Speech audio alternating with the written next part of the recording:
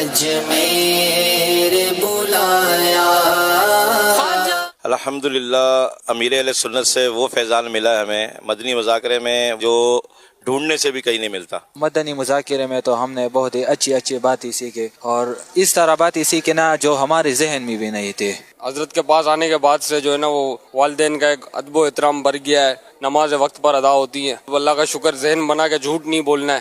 نماز کا بھی سیکھنا ملتا ہے, وضو کا طریقہ سیکھنے کو ملتا ہے. یہاں آ کے مدنی مذاکرت دیکھا تو سب کچھ ہمیں معلوم ہوا. ماشاءاللہ امیر اہل سنت جو جواب دیتے ہیں سوالات کا بڑا دلچسپ ہوتے ہیں اور ہمیں اس میں پورا معلومات ہوتے ہیں. میں اس نیت سے آیا تھا کہ کچھ سیکھنے کو کچھ ملے ہمیں. یہ تمام بہترین مذاکرہ تھا اور بہترین انداز میں ہم نے سیکھا. یہ تو میرا پہلی مرتبہ ادھر آنا ہوا ہے مگر میرے کو ادھر آنے میں دل سے جو ہوتا پیار ہے میرے کو آنے کے ادھر. میں اسی لیے آیا تھا, آج خواجہ صاحب کی چھٹی ہے تو اسی سلسلے میں آیا تھا. حضرت صاحب سے بھی ذرا دیدار ہو جائے گا ان کا. یہاں پر غسل کے طریقے, نماز کے احکام اور وضو کا طریقہ کا دعائی, بہت سارے دعائی سیکھے یہاں پر.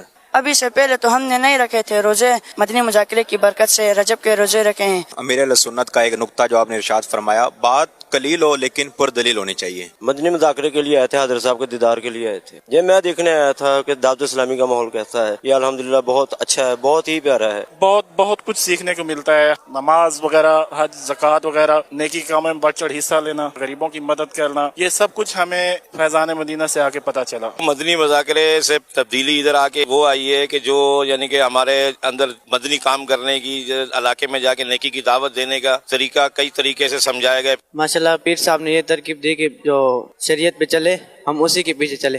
باقی جو ہوتے ہیں جو کڑے پہنتے وغیرہ ان کے پیچھے نہیں جائیں, اچھے لوگوں کے پیچھے جائیں, دعوت اسلامی کے ساتھ وابستہ رہیں. اجمیر بلایا مجھے, اجمیر بلایا, اجمیر بلا کر مجھے مہمان بنایا.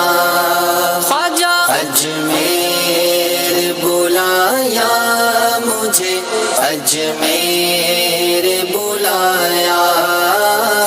اللہ کرے رمضان مکہ, رمضان مدینہ نصیب و فیضان مدینہ آ جائیں. خواجہ صاحب کی چھٹی ہے, دعا کریں گے انشاءاللہ. آج تو عرس منا رہے ہیں خواجہ غریب نواز. مدنی چینل کی برکت ہے, بس گھر گھر چلتا رہتا ہے. ادھر آنے سے جو ادھر بندے کو نیکی کے راستے پہ لگتا ہے اور انشاءاللہ ادھر میرا زندگی رہی تو رمضان میں پورا 1 مہینہ بیٹھوں گا اعتکاف پہ ان کے ساتھ. حضرت صاحب نے فرمایا نماز بنو اور 3 روزہ قافلے پر جاؤ اور آخرت کی تیاری کرو. شرکت کی تھی مدنی مذاکرے میں, اس کے بعد ہم نے نیت کی تو ابھی تک روزے رکھ رہے ہیں. انشاءاللہ نیت ہے کہ 1 ماہ کے روزے بھی رکھیں گے, 1 ماہ کا مدنی قافلہ بھی کریں گے. اور جو لوگ جو ہے نماز کی طرف نہیں آتے, اللہ کے کام میں حصہ نہیں لیتے, ہم ان کو دعوت دیں کہ وہ بھی دعوت اسلامی میں آئیں, اچھے کاموں میں حصہ لیں اور ہمارے پیر طریقت صاحب کا جو مشن ہے اس پہ چلے, اس پہ عمل کریں.